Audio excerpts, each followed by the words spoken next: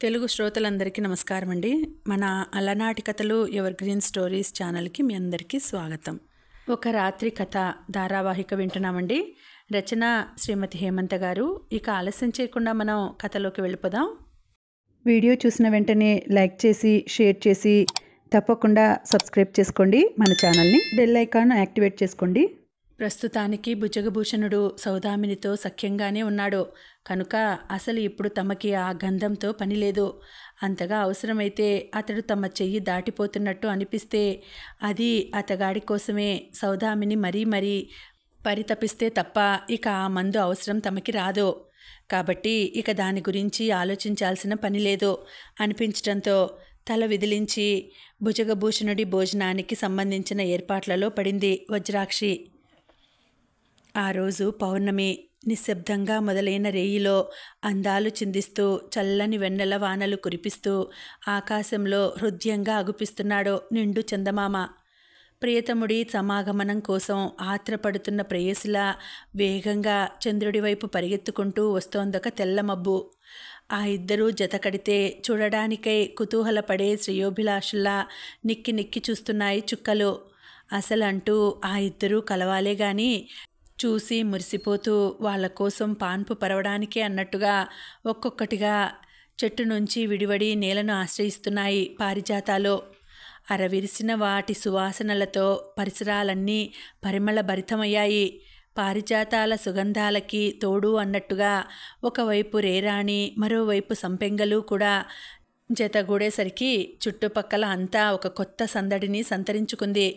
ఖచ్చితంగా చెప్పాలంటే అక్కడ ఒక్క మరుడు కాదో 100 మంది మన్మధులు ఉత్సాహంగా సంచరిస్తూ వేల కొద్దీ పూల బాణాలను విచక్షణారహితంగా మనుషుల మనసులలో గుచ్చి వారిలో అలజడి రేపుతున్నంత ఉద్విగ్నంగా ఉంది. సాధారణంగా ఒక్క విరి శరానికి తట్టుకోవడమే బహు కష్టం. అలాంటిది ఒక్కోసారి అన్ని బాణాలు అన్ని వైపుల నుంచి వర్షంలా కురుస్తుంటే తట్టుకొని నిలవగలగడం అసాధ్యం. అలాంటి అసహాయ స్థితిలోనే ఊగిపోతోంది విరాజిత. అప్పటికే మందిరం అంతా చీకటి చేసి తన చూపులనే దీపాలుగా మార్చి భాసురవర్మ కోసం అతని రాక కోసం చాలా ఆతృతగా అంతకు మించి ఆందోళనగా ఎదురు చూస్తోంది. సరిగ్గా అదే సమయానికి రాజమహలు ప్రాకారపు ప్రధాన సింహద్వారం వద్దకు చేరుకున్నాడు భాసురుడు.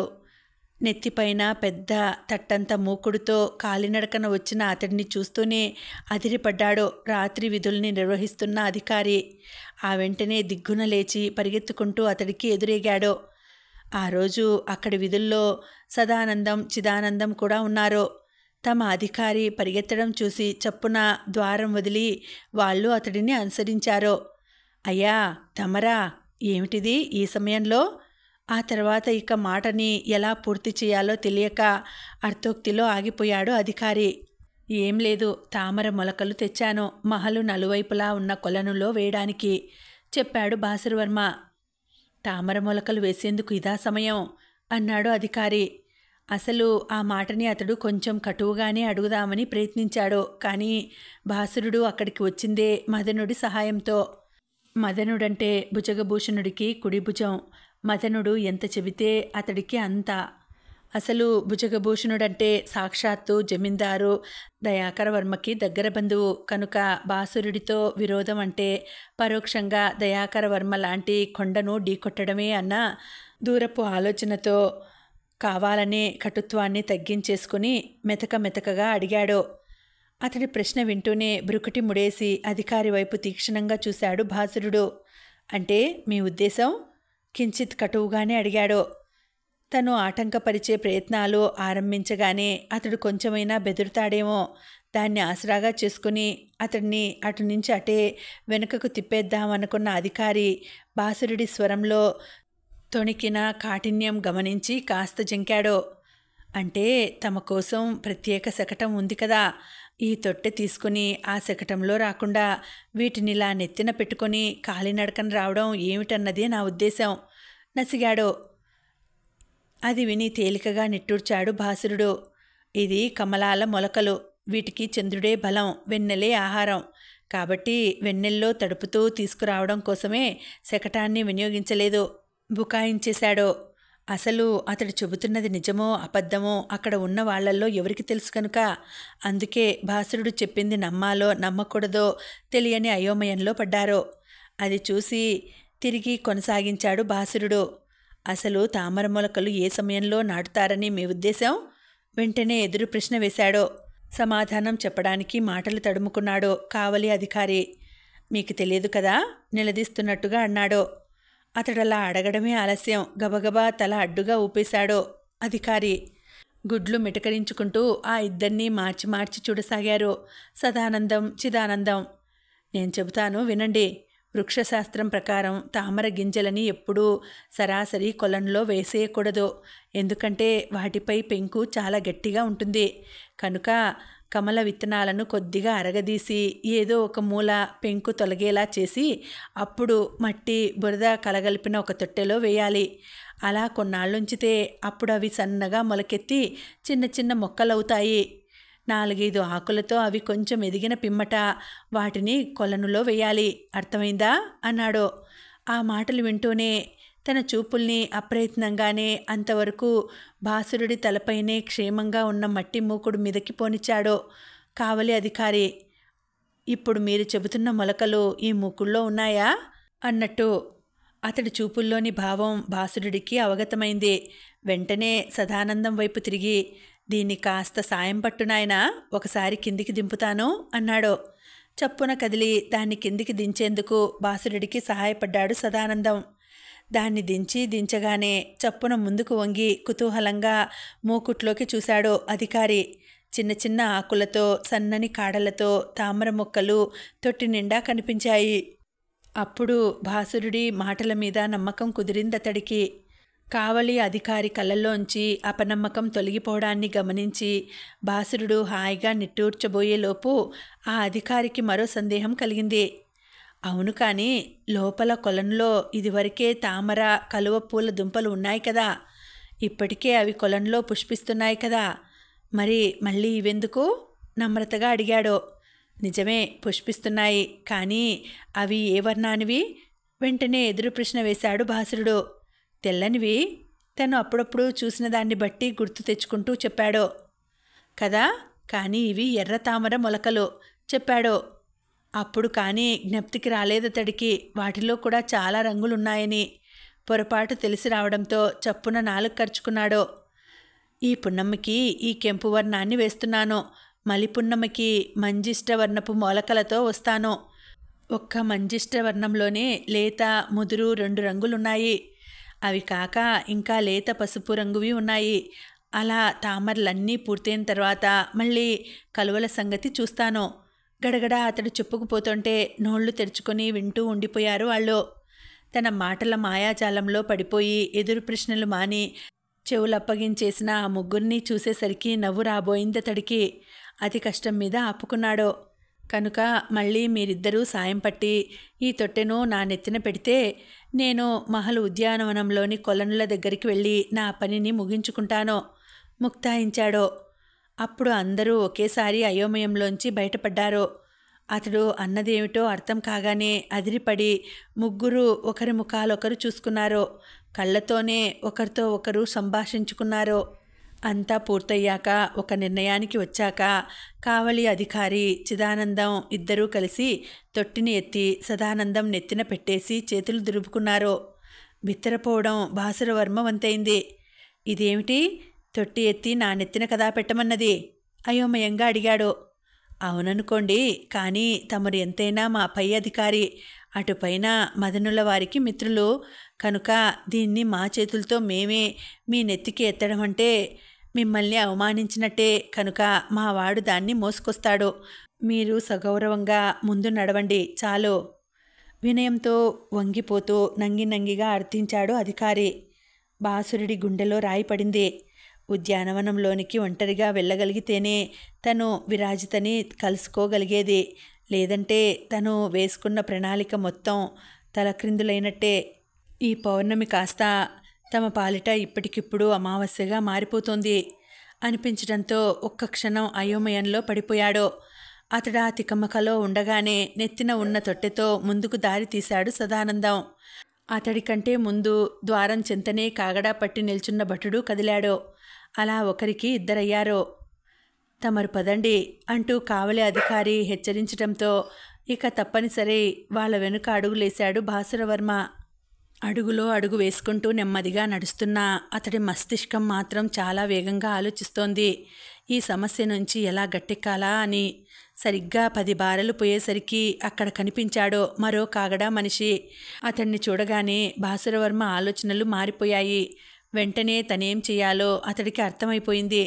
అంతే, అంతవరకు ఉన్న దిగులు, అయోమయం వంటివన్నీ పక్కకి నెట్టి గుండెల నిండా గాలి పీల్చుకొని ఉత్సాహంగా వాళ్ళతో కలిసి ముందుకు కదిలాడో. కొలను దగ్గరికి చేరగానే సాయం పట్టి తొట్టిని క్రిందకి దించేసి మీరిక వెళ్ళండి అన్నాడు భాసురుడు ఆ ఇద్దరి వైపు చూస్తూ. అందుకు సదానందం అంగీకరించలేదు. అమ్మమ్మ, ఎంత మాట!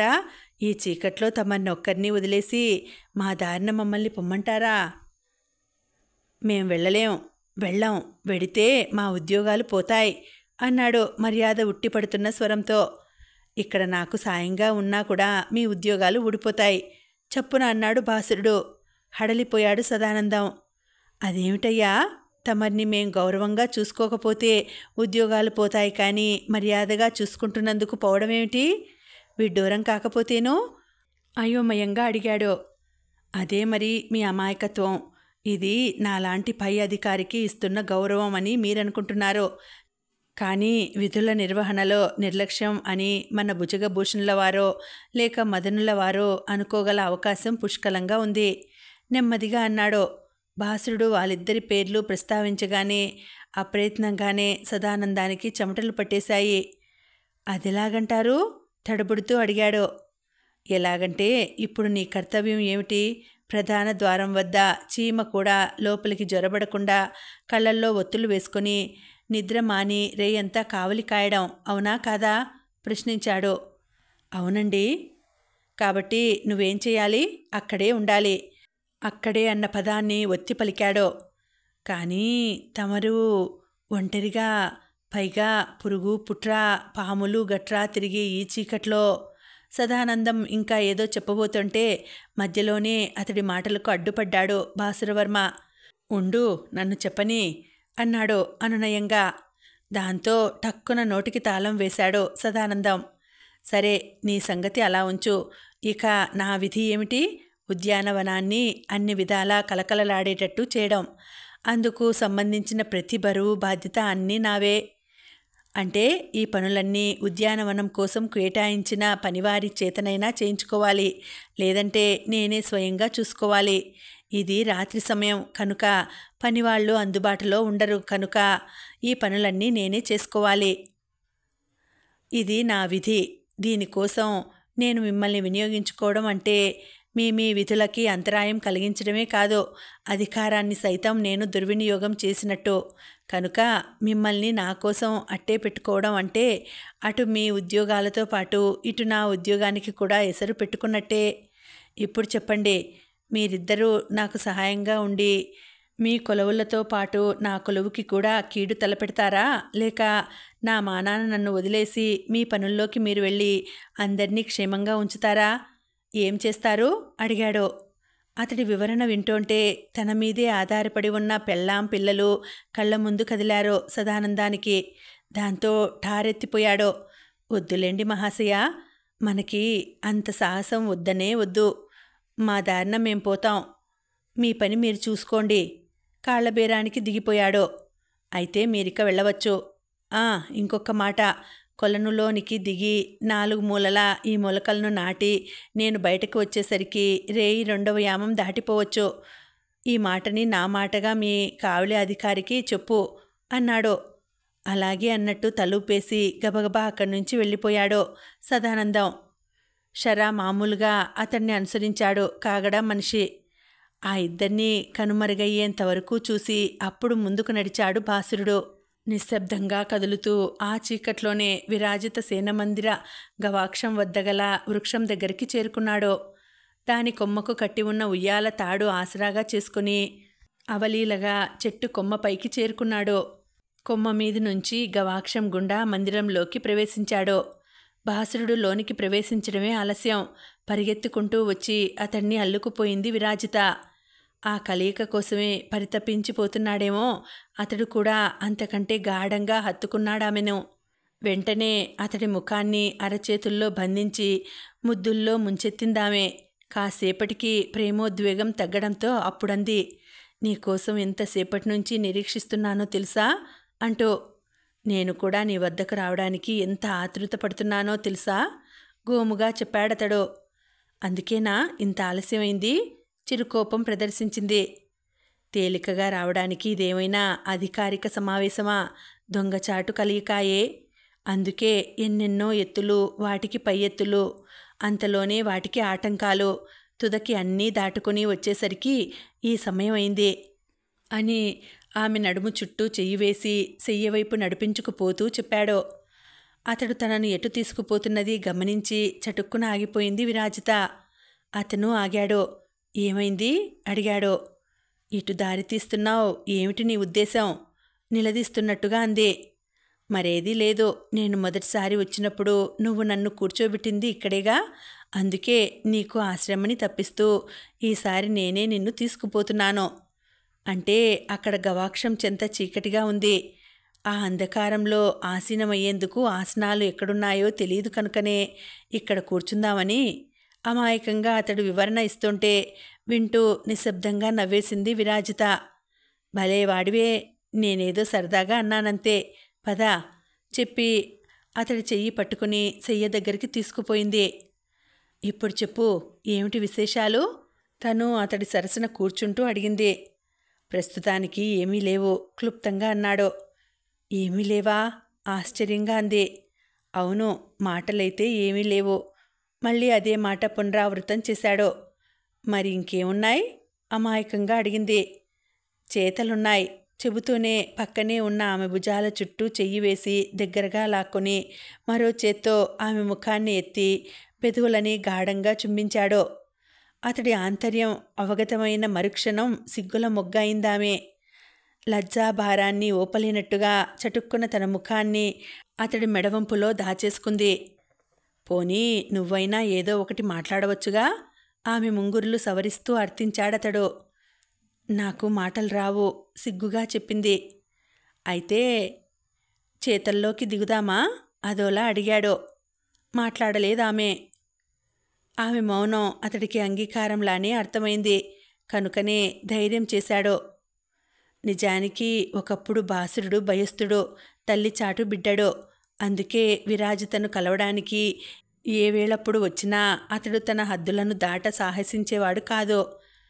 కాదు చుట్టూ ఉన్న ఆరుబయలు ప్రదేశం, వెన్నెల కాంతి, అటుపై అది సువర్ణవల్లి మందిరం కావడంతో ఎప్పుడు ఎవరు అటుగా వస్తారోనన్న భయం, ఇవన్నీ కలగలిపి అతన్ని వెనక్కి లాగుతుండేవి. కానీ ఇప్పుడు ఆ పరిస్థితి లేదు. ఎప్పుడైతే అతడు ఆ ఊరిని వదిలి నగరకు వచ్చాడో అప్పుడే కొంత భయం పోయింది.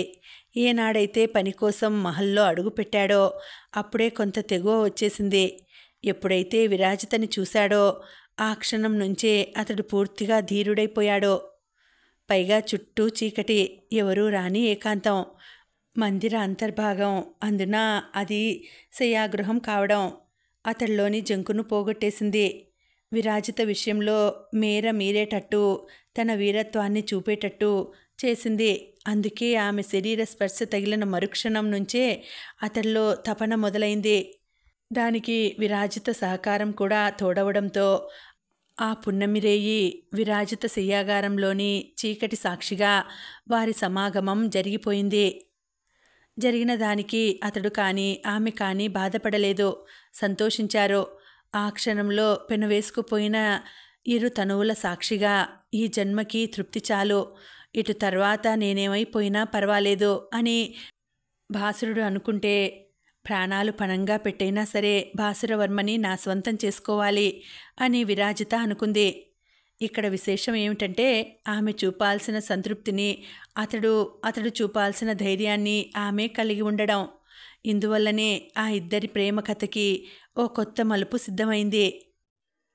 ఉదయం మేల్కొనగానే లేచి విరాజిత తల్పం దగ్గరికి పరుగు తీసింది నవనీత.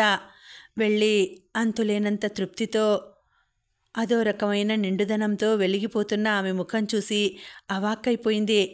ఒక ఆడదాని ముఖంలో అలాంటి కళ, కాంతి, తృప్తి ఎప్పుడు కలుగుతాయో అనుభవపూర్వకంగా తెలిసి ఉన్నది కనుక ఆలోచిస్తూనే గదంతా పరిశీలనగా చూసిందో మారో. నలిగిన పక్క, చెదిరిపోయి అస్తవ్యస్తమైన విరాజిత దుస్తులు, వాడిన పూలు, రేగిన జుట్టు, ఖాళీగా అగుపిస్తున్న పాలగిన్నె, పలహారపు పళ్ళెం అన్నీ రాత్రి అక్కడ ఏం జరిగిందో కళ్లకు కట్టినట్టుగా చూపించాయి. అదిరిపోయింది. ఇతర పరిచారికలెవరూ లోనికి రాకమునుపే గబగబా అన్నింటినీ సరిచేసి రాత్రి జరిగిన దానికి సాక్ష్యంగా ఎటువంటి ఆనవాళ్లు కనపడకుండా చేయగలిగింది. ఎన్ని జాగ్రత్తలు తీసుకున్నా ఆమెని లోపల ఇంకేదో భయం పీడించడం మాత్రం మానలేదు. అదని చూసుకుని తన భయాన్ని విరాజిత ముందు బయట పెట్టడానికే నిశ్చయించుకుంది నవనీత. ఆ అవకాశము రానే వచ్చింది. ఆ సాయంత్రం ఉద్యానవనంలోనికి వెళ్ళిన విరాజితకి అక్కడ భాసురవర్మ కనపడలేదు. ఆరా తీస్తే మదనుడితో కలిసి వ్యాయామశాలకు వెళ్ళాడని తెలిసింది. ఆ వార్త విని ఉసూరుమంటూ మందిరానికి తిరిగి వచ్చేసింది విరాజిత. భాసురుడు కనపడక ఆమె నిరాశపడడం చూస్తుంటే నవనీతకి జాలేసింది. ఎందుకమ్మా ఇంత బాధ? ఇవాళ కాకపోతే రేపు కనపడతాడు, అప్పుడే చూద్దురుగాని. కాస్త సంభాళించుకోండి, లేకపోతే ఈ నిజాన్ని ఎవరైనా గమనించగలరు. అది తమకి మరింత అపాయం కదా, హెచ్చరించింది. లేదు దాది, ఎందుకో అతన్ని తక్షణమే చూడాలనిపిస్తోంది నాకు. కళ్ళలోంచి ఉబికి రాబోతున్న నీటిని ఆపడానికి ప్రయత్నిస్తూ అంది. అవునులేండి, చీకటి పడుతోందిగా, అలాగే అనిపిస్తుంది అంది నర్మగర్భంగా. ఆమె మాటలకి అదిరిపడింది విరాజిత. అంటే నీకు? ఆ తర్వాత ఆ మాటని ఎలా పూర్తి చేయాలో అర్థం కాలేదు ఆమెకి. పెళ్ళయ్యి భర్తతో సంసారం చేస్తున్నదాన్ని, పిల్లలు కూడా ఉన్నదాన్ని, ఒక ఆడదానికి ఏ సమయంలో ఎలా ఉంటుందో ఆ మాత్రం తెలుసుకోలేనా? పైగా ఉదయం మిమ్మల్ని తల్పంపైన చూసినప్పుడే తెలిసింది రాత్రి మీ మధ్య ఏం జరిగి ఉంటుందో, నెమ్మదిగా అంది. అది విని గాఢంగా నిశ్వసించింది విరాజిత. తెలిసింది నీ ఒక్కదానికేగా, పర్వాలేదులే, కానీ ఈ నిజాన్ని మాతామహికి మాత్రం తెలియనివ్వకు అంది అర్థింపుగా. ఇవాళ ఇది నా ఒక్కదానికే తెలిసింది, కానీ కొద్ది రోజుల తర్వాత అందరికీ తెలిసే అవకాశం ఉంది. ఎందుకంటే ఇటువంటి విషయాలు ఎక్కువ కాలం దాగవు, దాచలేం కూడా. చెబుతుంటే నవనీత కళ్ళల్లో అదో విధమైన భయం తొంగి చూసింది. ఆమె ఎందుకు భయపడుతోందో విరాజితకి అర్థం కాలేదు. పైగా ఈ విషయం అంత అత్యవసరంగా తెలుసుకోవాల్సిన ఆగత్యం కూడా కనపడలేదు ఆమెకి. ఇంతలో చేతిలో వెదురు బుట్టతో అక్కడికి వచ్చింది ఒక పరిచారిక. ఆమెను చూస్తూనే బ్రుకటి ముడేసింది నవనీత. ఎందుకొచ్చావు అన్నట్టు. నన్ను భాసురవర్మగారు పంపించారు. సన్నజాజులు, విరజాజులు బాగా విరిశాయట. ఆ మొగ్గలన్నీ కోసి తమకి పంపించారు చెప్పి బుట్టను విరాజిత ముందు ఉంచి అక్కడితో తను వచ్చిన పని అయిపోయినట్టుగా అభివాదం చేసి వెళ్ళిపోయింది. పరిచారికను అటు వెళ్ళనిచ్చి దిగ్గున కూర్చున్న చోటు నుంచి లేచి 2 అంగల్లో వెదురు బుట్టను చేరుకొని ఆత్రంగా దాన్ని బోర్లించేసింది విరాజిత. ఆమె తిరిగేయడమే ఆలస్యం. దాని నిండుగా ఉన్న సన్నజాజులు, విరజాజులు జలజలా రాలాయి. వాటితో పాటుగా అట్టడుగున ఉన్న ఒకే ఒక్క తెల్ల కలువ కూడా ఆమె దృష్టిలో పడింది. చప్పున దాన్నందుకొని హృదయానికి హత్తుకుంది విరాజిత. తెల్ల కలువ అంటే వెన్నెల రేయి, ఒంటరిగా ఉండమని దాని అర్థం. దానిని బట్టి ఆనాటి రాత్రి కూడా అతడు తనని కలవబోతున్నాడని ఆమెకి అర్థమైంది. అంతే, ఆమె సంతోషానికి అవధి లేకుండా పోయింది. భాసురుడు అర్ధరాత్రి ఇంత పహారాన్ని తప్పించుకొని ఎలా రాగలడు అన్న భయం లేదామెకి. అతడు తలుచుకుంటే ఎలా అయినా రాగలడు అన్న నమ్మకం తప్ప. అందుకే పన్నీటి జలకాలాడి తనను తాను అందంగా అలంకరించుకోవడంలో నిమగ్నం అయిపోయిందామె. ఇదంతా గమనిస్తున్న నవనీతకి మాత్రం గుండె జారిపోయింది. అసలే చిరుత వయసు, ఆ వయసే బహు చిలిపిది, నిలువరించుకోలేనిది. దానికి తోడు తొలి కలయిక తాలూకు మాధుర్యం, మత్తు మనిషిని నిలవనివ్వదు. అది అనుక్షణం ఒకరి కోసం మరొకరు పరితపించేలా చేస్తుంది. ప్రస్తుతం విరాజిత, భాసురులిద్దరూ ఆ ఒరవడిలోనే కొట్టుకుపోతున్నారు. అందుకే అతడు సాహసిస్తున్నాడు. దానికి విరాజిత సైతం సై అంటోంది. ఇద్దరి మధ్య మొదలైన ఈ వలపు వరద చివరికి ఎటుపోయి ఎక్కడికి దారి తీస్తుందో తెలియదు. కానీ దాని ఉధృతి మాత్రం ప్రచండంగా ఉంది. ఇప్పుడు దీన్ని అడ్డుకోవడము కష్టమే, వదిలేసినా ప్రమాదమే. ఇందులో ఎంతమంది జీవితాలు మునుగుతాయో అనుకుంటుంటే నవనాడులు కృంగిపోయాయి. అది లగాయత్తు ఆలోచనలో పడిపోయింది. వాళ్ళిద్దరి ప్రేమకు అడ్డు తగలకుండా కేవలం వాళ్ళ ఏకాంతానికి మాత్రమే ఎలా అంతరాయం కలిగించాలా అని. తల్లి, అక్కగారు గాఢ నిద్రలో మునిగిపోయారని నిర్ధారించుకొని మెల్లగా పక్కపై నుంచి లేచి నిశ్శబ్దంగా గదిలో నుంచి బయటకి నడిచింది గిరిజ. సవ్వడి కాకుండా పెరటి తలుపు తీసుకొని ఈవలకు వచ్చి వెంటనే దానిని బయట నుంచి గొల్లం వేసేసి బావి దగ్గరకు దారి తీసింది. మసక వెలుతుర్లో నూతి దగ్గరకు చేరుకున్న ఆమెని గమనించి అప్పుడు చెట్ల క్రీనీడల చాటు నుంచి యువతలికి వచ్చాడు మదనుడు. గిరిజని సమీపిస్తూనే ఆమెని తన చేతులతో చుట్టేసి బాహువుల్లో బంధించి ఉక్కిరి బిక్కిరి చేసేశాడు. తట్టుకోలేకపోయింది గిరిజ. అబ్బా, ఏమిటి ఆత్రం? తడబడిపోతూనే మిరిపంగా కసిరింది. దీనికి కారణం నువ్వే ఆరోపించాడతడు. అదెలా? అయోమయంగా అడిగింది. మరి చెప్పిన సమయానికి వచ్చేసి ఉంటే అప్పుడు అసలుతో సరిపోయేది. దానికి మరికొంత ఆలస్యాన్ని కూడా జోడించావు కనుక వడ్డీ కూడా తోడైంది. అందుకే జాగు చేసినందుకు నువ్విలా మూల్యం చెల్లించుకోవలసి వస్తోంది అని కొంటెగా అన్నాడు. గొప్పేలేండి, పెద్ద చెప్పొచ్చారు. మూతి 3 వంకర్లు తిప్పింది గిరిజ. అయినా మీకేం మగమహారాజులు, అనుకున్న సమయానికంటే ఒక అడుగు ముందే ఉండగలరు. కానీ మా ఆడవారి సంగతి అలా కాదుగా. అసలు ఆడపిల్లలంటే ఎన్నెన్ని ఆంక్షలు, ఎన్నెన్ని అడ్డంకులు, ఎన్నెన్ని భయాలు. అవన్నీ మీకెలా తెలుస్తాయిలేండి నిష్ఠూరమాడింది. అంటే ఇవన్నీ తెలియకుండానే నేను నల్లమందు తెచ్చి నీ చేతిలో పెట్టానా ఏమిటి? అతడు నిష్ఠూరం చేశాడు. కాదనిలేదుగా. మీరిచ్చిన నల్లమందుని రోజూ రాత్రిపూట మా అమ్మ తాంబూలం చుట్టి వేసుకోబోయే ఆకులపై ఒక్క నల్ల పూసంత రాస్తూనే ఉన్నాను. తెలియక అది తిని ఆవిడ గాఢ నిద్రలోకి జారుతూనే ఉంది. కాదన్నానా? మరైతే నీ జాగుకి కారణం మీ అక్కయ్యా? కాదు. అయినా ఆవిడ ఉదయం విరాజితకి మహల్లో నాట్య శిక్షణ పూర్తి చేసి ఇంటికి వచ్చేసరికే సగానికి సగం అలసిపోతుంది. అది చాలనట్టు రోజు సాయంత్రం పూట తనకి వచ్చిన నృత్య రీతులు మర్చిపోకుండా ఉండేందుకు మరికొంతసేపు నాట్యాభ్యాసం చేస్తుంది.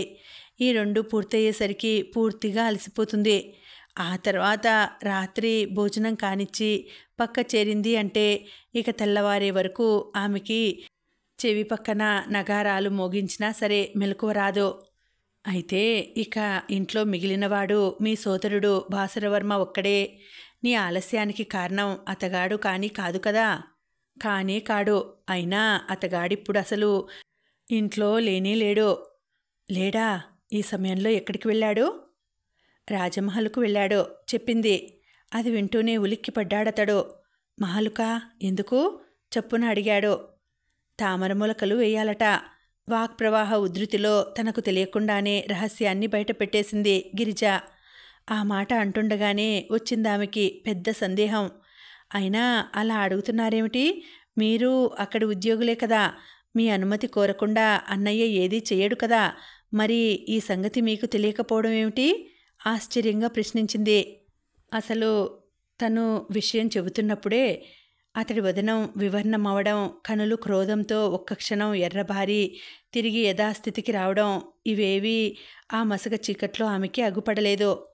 కనిపించి ఉంటే అసలు గిరిజ అతడితో మాట్లాడడమే కాదు, అంతటి అనుబంధాన్ని తక్షణం తెగతెంపులు చేసుకుని ఉండేదే. కానీ ఆ నిజం ఆమెకి తెలియకపోవడమే దురదృష్టం. కనుకనే ఆ పరిస్థితిని తనకి అనుకూలంగా మార్చుకోగలిగాడు మదనుడు. అందుకే గిరిజ అడిగిన ప్రశ్నతో చప్పున ఇహంలోనికి వచ్చాడు.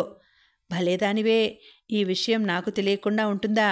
బహుశా నిన్ననో మొన్ననో తెలిసే ఉంటుంది అన్నాడు గడుసుగా. అతడి మాటల్లోని ఆంతర్యం ఆమెకి బోధపడలేదు. అందుకే అడిగింది. అంటే అని. అంటే 2 రోజుల క్రితం అనుకుంటాను. ఒక సాయం సంధ్య వేళ మీ అన్నయ్య నా వద్దకు వచ్చి ఏదో చెప్పాడు. అది బహుశా ఇదే అయ్యుంటుంది. ఆసువుగా అబద్ధం చెప్పేశాడు. వింతగా అనిపించింది ఆమెకి. అదేమిటి? అతడు చెబుతుంటే మీరు వినాలి కదా, వినలేదా? టక్కున ఎదురు ప్రశ్న వేసింది.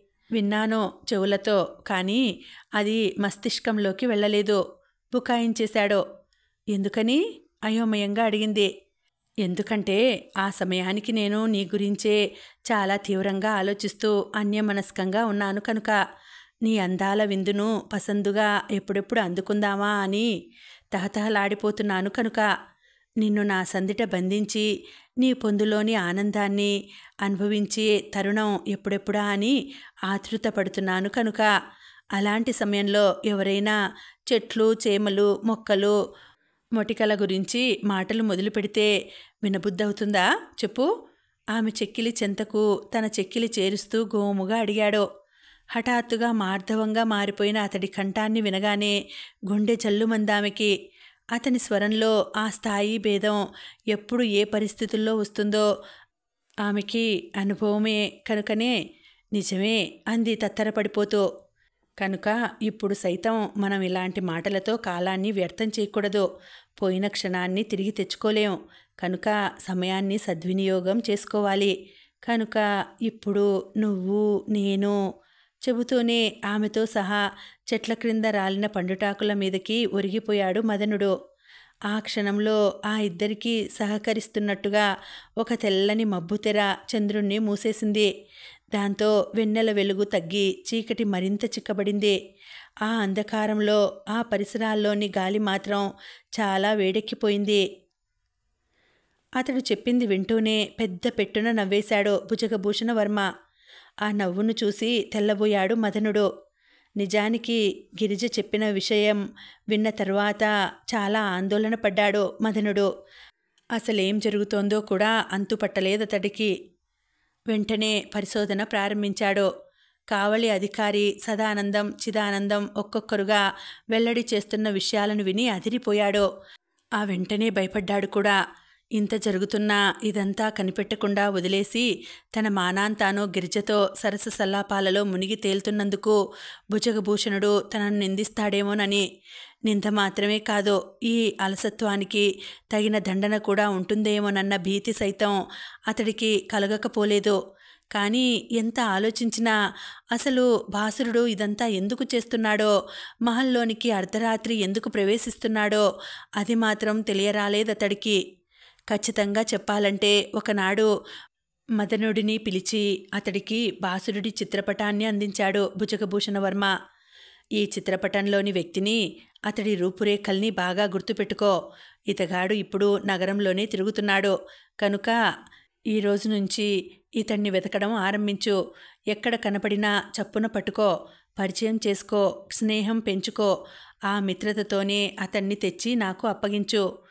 ఇవాల్టి నుంచి నీకు అన్నింటికంటే అతి ముఖ్యమైన పని ఇదే అంటూ శాసించాడు. అదంతా విన్న తర్వాత అసలు ఆ పటంలో ఉన్నది ఎవరు, అతడికి భుజగభూషణుడికి మధ్య గల సంబంధం ఏమిటి, అంత ప్రత్యేకంగా ఆ వ్యక్తినే ఎందుకు వెతికి పెట్టుకోమంటున్నాడు వంటి అనేక సందేహాలు మదనుడి మనసులో కలిగాయి. కానీ భుజగభూషణ వర్మ తన పై అధికారి కనుక అతడు ఆదేశించినట్టు చేయడమే కానీ తిరిగి ఎందుకు ఏమిటి అని ప్రశ్నించకూడదు కనుక అతడు చెప్పినది చెప్పినట్టు చేశాడు. భాసురవర్మ కొలువులోనికి వచ్చిన తరువాత అతడి చెల్లెలు గిరిజతో అన్ని విధాలా సాన్నిహిత్యం పెంచుకోమని శాసించాడు. మళ్ళీ అది చేశాడు. అన్నీ అతడి ఆజ్ఞల ప్రకారమే చేశాడు. ఎటొచ్చి అతడు ఆదేశించకుండా తనకు తానుగా స్వతంత్రించి చేసిన పని మాత్రం ఇదొక్కటే. భాసురుడి అర్ధరాత్రి ఆగమనం గురించి కూపీలాగి దానిని భుజగభూషణ వర్మకి నివేదించడం. అంతా విన్నాక అతడు ఆవేశంతో అతలాకుతలమైపోతాడనుకున్నాడు. క్రోధంతో కుతకుతలాడిపోతాడనుకున్నాడు. అక్కడితో చాలించకుండా భాసురవర్మని తక్షణమే బంధించి అతడి నోటి నుంచే నిజాలన్నీ రాబట్టి మరుక్షణం అతన్ని శిక్షిస్తాడని ఊహించాడు. కానీ అంతా విని ఆఖరున అదేదో పెద్ద చమత్కృతి, హాస్యపు చెణుకు అయినట్టు అతడలా హాయిగా నవ్వుతాడని మాత్రం అస్సలు అనుకోలేదు. అనూహ్యమైనది ఎదురయ్యేసరికి అవాక్కైపోయాడు. తన ప్రవర్తనతో అయోమయంలో కూరుకుపోయిన మదనుడిని చూసి మరోసారి నవ్వాడు భుజగభూషణ వర్మ. నవ్వి అన్నాడు, అసలు ఇదంతా ఏమిటి, ఎందుకు జరుగుతోంది అని కదూ నీ సందేహం అడిగాడు. అవును కాదుల మధ్య గబగబా తలూపేశాడు మదనుడు. కావాలనే జరుగుతోంది. కాదు, నేనే జరిపిస్తున్నాను. అది ఒక ప్రణాళిక ప్రకారం. నేను రూపొందించిన ఆ ప్రణాళిక ఇప్పుడిప్పుడే తుది దశకు చేరుకుంటోంది. అది పూర్తిగా ఒక రూపానికి వచ్చిన తరువాత అప్పుడు తెలుస్తుంది నీకు. అసలిదంతా ఏమిటి, ఎందుకు అన్నది. అందాక జరిగేదంతా చూస్తూ ఉండు. అర్థమైందా అన్నాడు. అర్థమైంది నాయకా. కానీ ఆ భాసురవర్మ శిక్షార్హుడే. ఖచ్చితంగా అతడికి శిక్ష పడే తీరుతుంది. కానీ ఆ దండన లభించేది ఇప్పుడు కాదు. చెప్పడం ఆపి మదనుడి ముఖంలోకి చూశాడు. మరి ఇంకెప్పుడు? ఆతృతగా అడిగాడు. మరుపున్నమికి చెప్పి పెద్ద పెట్టున నవ్వాడు. ఈసారి అతడి నవ్వులో తేలికతనం లేదు, క్రౌర్యం తప్ప. ఆ దౌష్ట్యాన్ని చూస్తుంటే అసంకల్పితంగానే మదనుడి మేని భయంతో జలధరించింది. కాలానుగుణంగా మనసులలో మార్పులు పుట్టించడం, కామాన్ని కాంక్షలను ప్రకోపింపచేయడం ప్రకృతి ధర్మం. ప్రకృతికి అనుగుణంగా మసులుతూ మనసును అలజడి పెట్టే శారీరక వాంఛలను తీర్చుకోవడం మానవ నైజం. నైజాన్ని అనుసరించిన పనులకు ఒక ఫలితాన్ని చూపడమనేది మనుషుల శారీరక ధర్మం. ఇది లోకంలో అందరికీ వర్తిస్తుంది. కనుకనే అందరితో పాటు ఆ ఇద్దరికీ కూడా వర్తించింది. ఆ ఇరువురిలో ఒకరు విరాజిత, మరొకరు గిరిజ.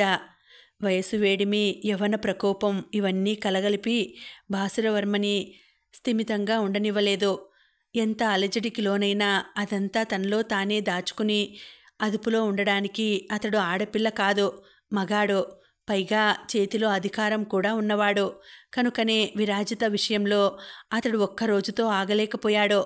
దానికి తోడు ఏదో వంక చెప్పి మొక్కలు మొలకలతో అర్ధరాత్రి అపరాత్రి తను మహల్లోకి వెడుతున్నా అడ్డు చెప్పేవారు కూడా ఎవరూ లేకపోవడంతో కేవలం పున్నమినాడు మాత్రమే విరాజితను కలవాలి అనుకున్న అతడి గట్టి నియమం కాస్త బెట్టు సడలిపోయి 2 దినాలకొకసారి, వీలైతే ప్రతిరేయి అన్నట్టుగా మారిపోయింది.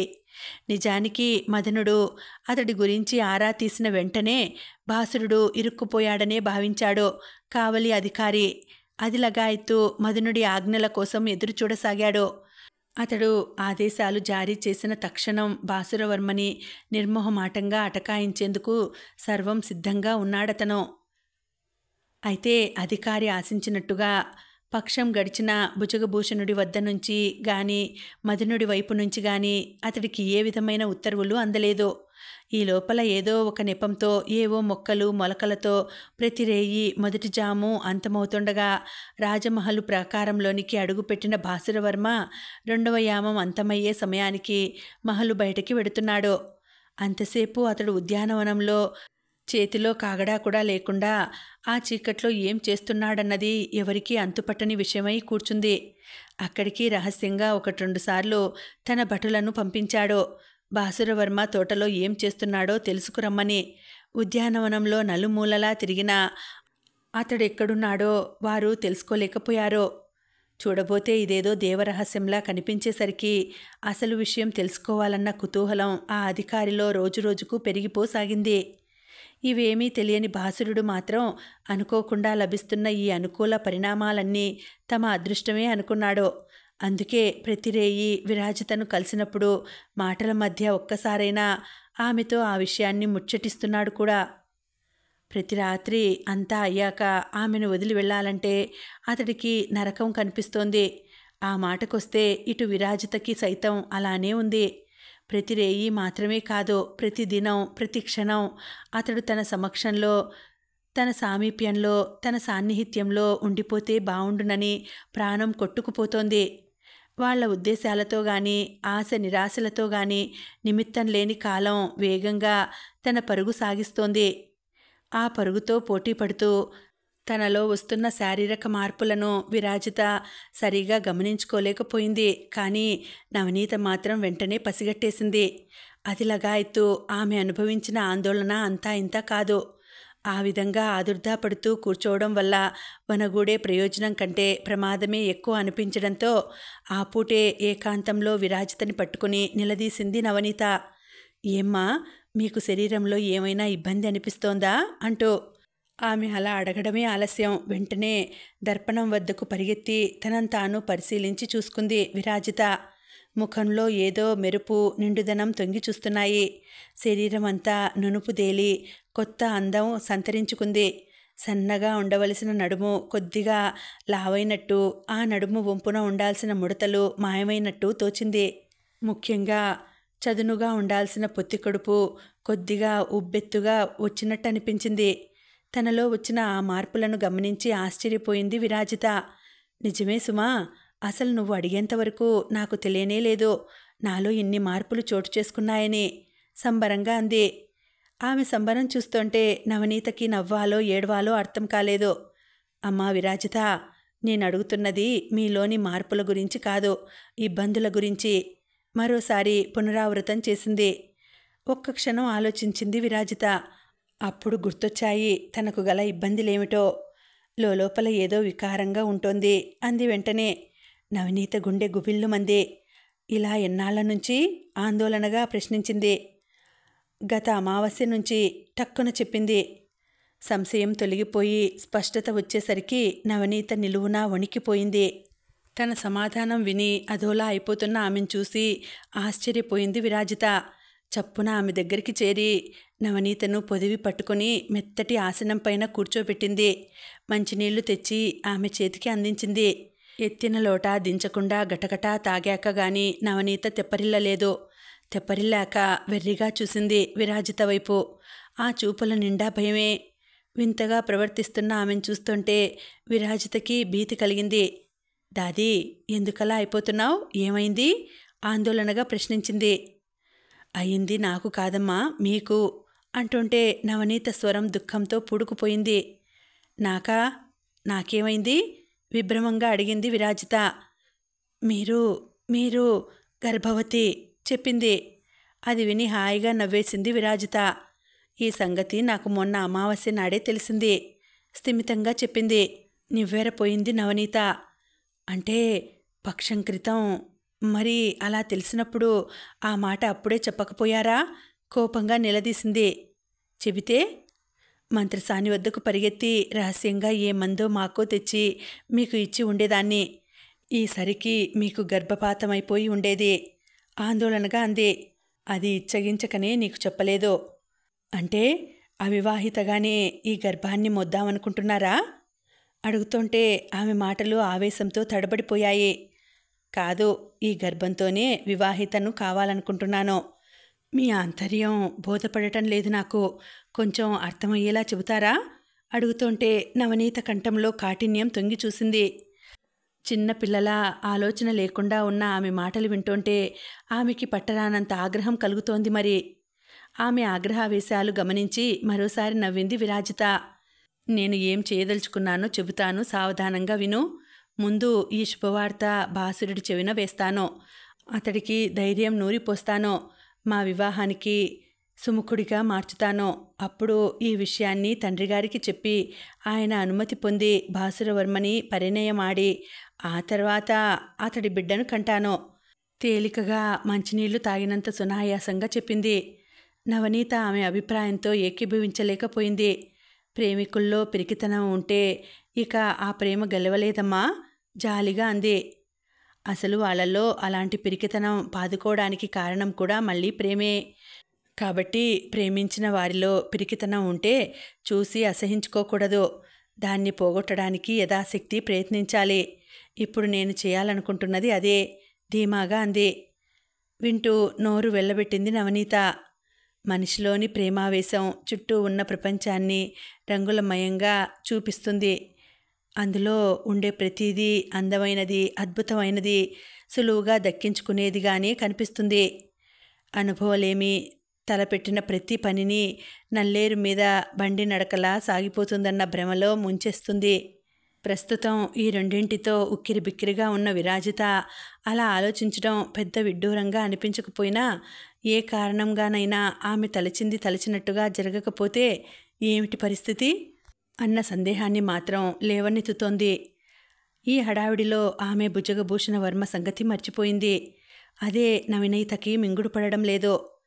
ఇదంతా సరేనమ్మా, మీరు అనుకున్నది అనుకున్నట్టు జరుగుతుందా? జరగదా అన్నది పక్కన పెడితే ఇక్కడ ఎప్పుడూ మిమ్మల్ని డేగ కళ్ళతో కాపు కాస్తూ అవకాశం చిక్కగానే తన్నుకుపోదామని చూసే భుజగభూషణుడనేవాడు ఒకడున్నాడు. మీరు అతన్ని మర్చిపోతున్నారు. గుర్తు చేసింది. అతన్నెలా మర్చిపోతాను? గుర్తున్నాడు. కానీ ప్రస్తుతం తండ్రిగారు నా పక్షాన ఉన్నారు. భాసురుడు నా వెంటే ఉంటాడు. అటుపైన నీ అండదండలు కూడా నాకు ఉండనే ఉంటాయి. కనుక నేను అతగాడికి భయపడవలసిన పనిలేదు నమ్మకంగా అంది. ఎంత చెబుతున్నా తన ధోరణి తనదే అన్నట్టుగా మాట్లాడుతున్న విరాజితని చూస్తుంటే నవనీతకి నిస్సహాయంగా అనిపించింది. కానీ ఏమీ చేయలేని పరిస్థితి. అయినా ఆమెకి ఏ హాని వాటిల్లకుండా విరాజితను ఈ సమస్య నుంచి ఎలా బయటపడేయాలా అని ఆలోచించటం మాత్రం మానలేదామె. ఆ రాత్రి సౌదామిని మందిరంలోనికి అడుగుపెడుతూనే ఎప్పటిలా చుంబనాలు గాఢాలింగనాలతో సరిపెట్టకుండా ఒక వజ్రాల హారాన్ని తీసి ఆమె మెడలో వేశాడు భుజగభూషణవర్మ. మురిసిపోయింది సౌదామిని. అతడు అంత విలువైన కానుకని ఇచ్చినందుకు కాదు, ఇన్నాళ్లకి తనని ఆ విధంగా గౌరవించినందుకు. ధన్యవాదాలు మీకు అంది వెలుగులీనుతున్న ముఖంతో. అంటే నేను నీకు పరాయివాడినా? కించిత్ కినుకగా అడిగాడు. గతుక్కుమందామే. అయ్యయ్యో, నా ఉద్దేశం అది కానీ కాదు. ఎవరైనా ఏదైనా బహుమతి ఇచ్చినప్పుడు కృతజ్ఞతలు చెప్పడం మన విధి కదా అని అంది తడబడుతూ. అది బయట వాళ్ళకి, నాకు కాదు. ఎందుకంటే నేను ఇప్పుడు నీవాడినే, నీ స్వంతం. ఆమె కళ్ళలోకి చూస్తూ ప్రేమగా చెప్పాడు. సౌదామిని కళ్ళు మెరిసిపోయాయి. ఈ ఒక్క మాట చాలు నాకు. ఈ వజ్రాల హారం కూడా తక్కువే అవడానికి అని అతడి ఎదపై వాలిపోతూ పరవశంగా చెప్పింది. నిజంగానా? రెట్టించాడు. నిజంగా నిజం నమ్మకంగా చెప్పింది. అయితే జీవితాంతం నేను నీవాడిగానే ఉండిపోవాలంటే నువ్వు నాకో చిన్న సహాయం చేయాలి అర్థించాడు. చప్పున తలెత్తి అతడి ముఖంలోకి చూసింది. ఆ కళ్ళల్లో అంతులేనంత ఆశ్చర్యం, అంతకు మించిన అపనమ్మకం కలగా పులగంగా ద్యోతకమయ్యాయి. సహాయమా? నేనా? మీకా? అక్షరమక్షరం ఒత్తి పలికింది. నేనన్నది నువ్వు విన్నది నిజమే. ఈ పని నీ వల్లనే జరగాలి. అలా అయితేనే నేను జీవితాంతం నీవాడిగా ఉండగలను. లేకపోతే ప్రాణత్యాగం తప్పదు. అతడు దీనంగా అంటుంటే చప్పున చెయ్యెత్తి అతడి నోటిని మూసేసింది. హాస్యానికి కూడా మీరిలాంటి సంభాషణ తేవద్దు. మీరు నిండు నూరేళ్లు జీవించాలి నా కోసం. అందుకు ఏం చేయమంటారో ఆజ్ఞాపించండి. తక్షణం ఆచరిస్తాను స్థిరంగా చెప్పింది. ఆమె ఆ మాట అనడమే ఆలస్యం. 4 ముక్కల్లో చెప్పేశాడు ఆమె చేయవలసిందేమిటో. వినగానే మొదలు నరికిన చెట్టులా నిలుచున్న చోటనే కూలబడిపోయిందామె. ఆ ఒక్క చేష్టతో అతడికి అవగతమైపోయింది తను చెప్పిన పనికి ఆమె సుముఖంగా లేదని. అయినా పట్టు వదల్లేదతడు. చెప్పు, ఏమిటి నీ అభిప్రాయం? తను ఆమె పక్కనే కూర్చుంటూ అనునయంగా అడిగాడు. ఇది దారుణమనిపించట్లేదు? అతడి ముఖంలోకి చూస్తూ జాలిగా అంది. అప్పటికే ఆమె కళ్ళ నిండా నీళ్లు నిండుకున్నాయి. అంటే చెయ్యవా? నుదురు చిట్లుస్తూ అడిగాడు. అదిరిపడింది. ఆహా, అలా అని నేననలేదు తడబాటుగా అంది. అయితే సమ్మతమేనా? ఆశగా అడిగాడు. వెంటనే చెప్పలేను. నాకు కొంచెం వ్యవధి ఇవ్వండి. కాస్త ఆలోచించుకొని చెబుతాను. ఆలోచన దేనికి? వాడిగా అడిగాడు. ఇది అన్యాయం కనుక ఇలాంటివి చేయడానికి ముందు మనస్సు రాయి చేసుకోవాలి. అందుకు కొంత సమయం అవసరం. చెబుతుంటే ఆమె గొంతు దుఃఖంతో పూడుకుపోయింది. కానీ అంత సమయం లేదు సౌదామిని. కానీ ఒక్కటి మాత్రం బాగా గుర్తుపెట్టుకో. నీకు న్యాయం ధర్మం ముఖ్యం అనుకుంటే అప్పుడిక జీవితంలో అవే మిగులుతాయి తప్ప ఈ భుజగభూషణవర్మ ఉండడు. కాదు, నేనే కావాలనుకుంటే నువ్వు ఆ 2 పదాల గురించి ఆలోచించకు. నేను నిన్ను ఒత్తిడి చెయ్యను. నిర్ణయం నీది. తిరిగి రేపు రాత్రికి వస్తాను. అప్పుడు ఏ విషయం చెప్పు. చెప్పి దిగ్గున పైకి లేచి అక్కడి నుంచి కదలబోయాడు. చప్పున కిందకి వంగి అతడి కాళ్ళు పట్టుకుని ఆపేసింది సౌదామిని. వద్దు, మీరు వెళ్ళొద్దు అర్థించింది. నీకు ఆలోచించుకోవడానికి సమయం కావాలిగా. అది ఏకాంతంలో అయితే ఇంకా బాగుంటుంది. అందుకే నన్ను వెళ్ళని. కాలును వదిలించుకోబోయాడు. కానీ సౌదామిని అతడి ప్రయత్నాన్ని సాగనివ్వలేదు. ఇందులో ఇక నేను ఆలోచించేదేమీ లేదు. నాకు మీరు ప్రాణసములు. కనుక మీరు ఏం చెబితే అది చేస్తాను. నాకు మీరే లోకం. ఆ లోకంలో ఉండేది అన్యాయమైనా సరే, అధర్మమైనా సరే భరిస్తాను. మీరు గీసిన గీటు దాటను. జీవితాంతం నన్ను వీడనని మాటిస్తే మీరు చెప్పింది చేయడానికి నేను సిద్ధం. ఇస్తారా? జాలిగా బేలగా అడిగింది. ఆమెనలా చూస్తుంటే అతడికి నిజంగానే దయ కలిగింది.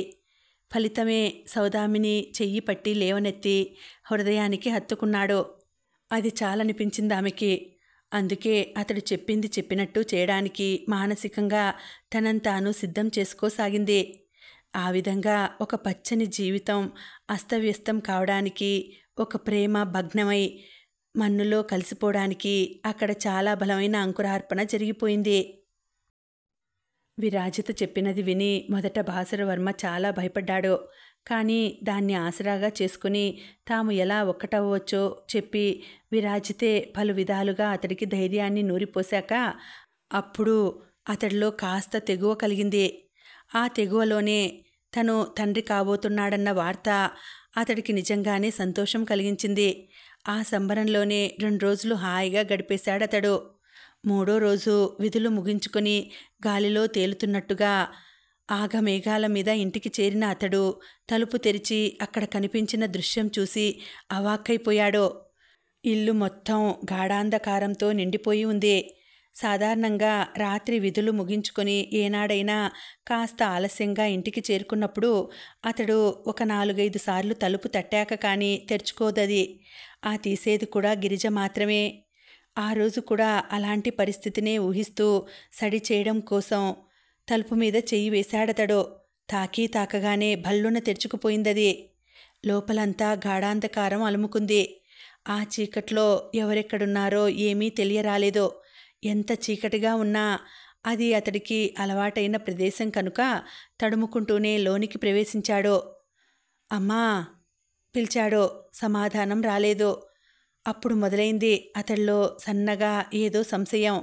అక్కయ్యా! ఇంకొంచెం గొంతు పెంచి కేకేశాడు. దానికి ప్రత్యుత్తరం లేదు. అసంకల్పితంగానే అతడి హృదయ స్పందన పెరిగిపోయింది. గిరిజా! ఇక ఉండబెట్టలేక అరిచేశాడు. దానికి సైతం జవాబు లేదు. ముచ్చెమటలు పట్టేశాయి అతడికి. మనసెందుకో కీడు శంకించసాగింది. తడుముకుంటూనే వెళ్ళి దివ్వెను వెలిగించాడు. దీపం వెలుగులో చీకటి పారిపోయేసరికి పరిసరాలు స్పష్టంగా అగుపించసాగాయి. ఆ వెలుగులో సావిడిలోకి వచ్చిన అతడు అక్కడ కనిపించిన దృశ్యం చూసి కొయ్యబారిపోయాడు. సరస్వతి, కల్పలత, గిరిజ అందరూ అక్కడే ఉన్నారు. తలో గోడకి చేరగిలబడి కదలక మెదలక కర్రబొమ్మల్లా కూర్చొని ఉన్నారు. సరస్వతి చూపులు ఎటో శూన్యంలోకి చూస్తున్నాయి. గిరిజ చూపులు నేలను ఆశ్రయించాయి. కల్పలత చూపులు మాత్రం చాలా తీక్షణంగా ఆ ఇద్దరినీ మార్చి మార్చి చూస్తున్నాయి. శిలల్లా బిగుసుకుపోయి కూర్చున్న ఆ ముగ్గురు ప్రాణాలతోనే ఉన్నారని నిర్ధారణ కావడంతో కాస్తలో కాస్త కుదుటపడ్డాడు భాసురుడు. ఏమైంది మీకు? అందరూ ఎందుకిలా ఉన్నారు? ప్రశ్నించాడు. ఏ ఒక్కరూ పలకలేదు. కనీసం దీపాలైనా వెలిగించకుండా అంతా ఈ చిమ్మ చీకట్లో కూర్చొని ఏం చేస్తున్నారు? అడిగాడు. దానికి ఎవరూ బదులు ఇవ్వలేదు. భోజనాలైనా చేశారా? అది లేదా? ఆరా తీశాడు. అప్పుడు స్పందించింది కల్పలత. ఇంకా లేదు. నువ్వొచ్చాక అందరం ఒకేసారి కలిపి తిందామని ఆగాం చురుగ్గా చెప్పింది. ఆశ్చర్యంగా అనిపించింది. మామూలుగా అయితే తనకి ఆలస్యమైన రోజున ఇంట్లో అందరూ తినేసి ఎవరి దారిన వాళ్ళు నిద్రకి ఉపక్రమిస్తారే తప్ప తన కోసం కాచుకొని కూర్చోరు. అలా చేయమని అతడే చెప్పాడు వాళ్ళకి. చెప్పిన నాటి నుంచి వాళ్ళు అదే చేస్తున్నారు. కానీ ఆ రోజు అలవాటుకి భిన్నంగా జరగడం అతడికి విస్మయం కలిగించింది. దాన్ని లోపలే అణుచుకుంటూ, అయితే నేనొచ్చేశానుగా, రండి తిందాం అన్నాడు వంటింటి వైపు నడవబోతూ. ఇప్పుడు మనం తినాల్సింది అన్నం కాదు, విషం వాడిగా అందామే. అంతే. గిర్రున వెనుదిరిగి వెర్రెత్తినట్టు చూశాడు కల్పలత వైపు. ఆమె అలా అంటోందంటే కొంపదీసి విరాజిత విషయం గాని అక్కగారికి తెలిసిపోయిందా అన్న భీతి కలిగిందతడికి. ఏం జరిగిందసలు? ఏమెరగనట్టే బింకంగా అడిగాడు. గిరిజ పెళ్లి కాకుండానే తల్లి కాబోతోంది చెబుతుంటే సరస్వతి స్వరం వణికిపోయింది. అదెలా సాధ్యం? కోపంగా అడగబోయి విరాజిత కళ్ళ ముందు కదలడంతో చప్పున ఆ మాటని మింగేశాడు. విరాజితని తనెలా కలిశాడో గిరిజని ఇంకెవరో అలాగే కలిసి ఉంటారు అనిపించడంతో అప్పుడు అర్థమైందతడికి తను అడగవలసిన ప్రశ్న అది కాదని. ఎవరతడు? గిరిజ వైపు తిరుగుతూ అడిగాడు. ఆ ప్రశ్న అడుగుతున్నప్పుడు ఎంత వద్దనుకున్నా అతడి స్వరంలో కటుత్వం వచ్చి చేరిపోయింది. ఇంకెవరు? ఆ త్రాష్టుడే, మదనుడు, ఏహ్యంగా అంది కల్పలత. అప్పటి వరకు తల వంచుకొని నేలచూపులు చూస్తున్న గిరిజ ఆమె మాటలు వింటూనే చివాలున తలెత్తి కోపంగా చూసింది కల్పలత వైపు. నిజమేనా? చెల్లెల్నే చూస్తూ అపనమ్మకంగా అడిగాడు భాసురవర్మ. మదనుడు అంత పని చేశాడంటే నమ్మలేకుండా ఉన్నాడతడు. నిజమే అన్నట్టు తలూపింది గిరిజ. కానీ ఆయన చాలా మంచివారు తడబడుతూనే మదనుడిని సమర్థించింది. ఛీ, నోర్మోయ్, చేసిన వెధవ పని చాలక ఆ దౌర్భాగ్యుణ్ణి వెనకేసుకొస్తున్నావా? అతగాడెంత మంచివాడో ఆ భుజగభూషణ వర్మకి కుడిభుజంగా నియుక్తుడైనప్పుడే తెలిసింది. ఆ పశువుకి మంచివాడు అంటూ మళ్ళీ నువ్వు కొత్త తోలు కప్పనవసరం లేదు. గిరిజని కాల్చేసేలా చూస్తూ తోక తొక్కిన తాచులా బుసలు కొట్టింది. ఆమె మాటలు భాసుడికి సైతం రుచించలేదు. గిరిజ చెప్పింది నిజమే అక్కయ్య. వాళ్ళిద్దరూ చాలా మంచివాళ్ళు, సహృదయులు. వారే కనుక లేకపోతే మనం ఈనాడు ఇలా ఇంతటి సుఖభోగాల్లో ఉండేవారమే కాదు. వారి విషయంలో నువ్వేదో పొరబడుతున్నావు అన్నాడు అనునయంగా. అప్పుడొచ్చింది కల్పలతకి నిజమైన ఆగ్రహం. ఆవేశం, ఆక్రోశం అన్నీ కలగాపులగమైన వీరావేశం. అంతే, అపర కాళిలా లేచింది పైకి. ఏమిటయ్యా మంచి? వాళ్ళు మంచివాళ్ళంటున్నావు?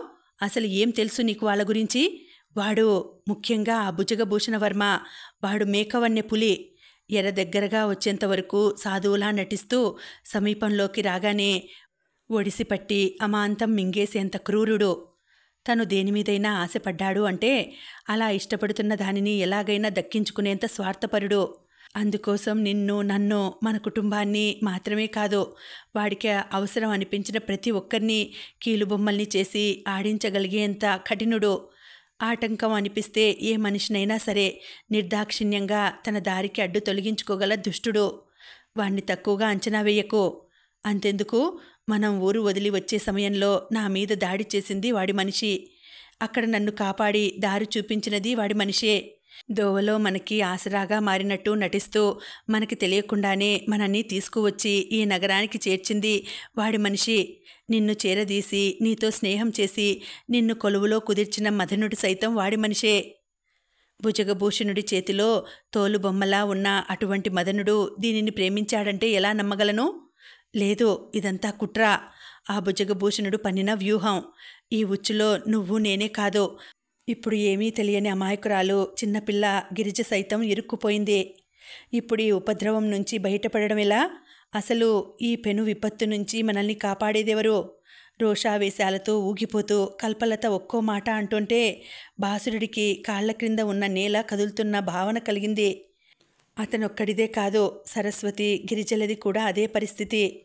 భయంతో, బాధతో ఊగిపోతున్న సమయంలో ఏ వ్యక్తికైనా ఒక ఆత్మీయ స్పర్శ, ఆలంబన అవసరం అనిపించడంతో చప్పున కల్పలత దగ్గరికి చేరి ఆమెను దగ్గరగా తీసుకుని గుండెలో పొదువుకుంది సరస్వతి.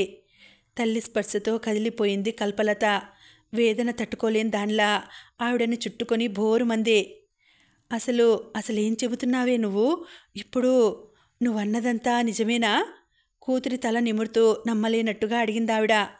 అప్పటికే ఆవిడకి అనుమానం వచ్చేసింది, తమ భవిష్యత్ అగమ్య గోచరమేమోనని. నిజంగా నిజమేనమ్మా, నీ మీదొట్టు, గుండె లవిసిపోయేలా ఏడుస్తూ అంది కల్పలత.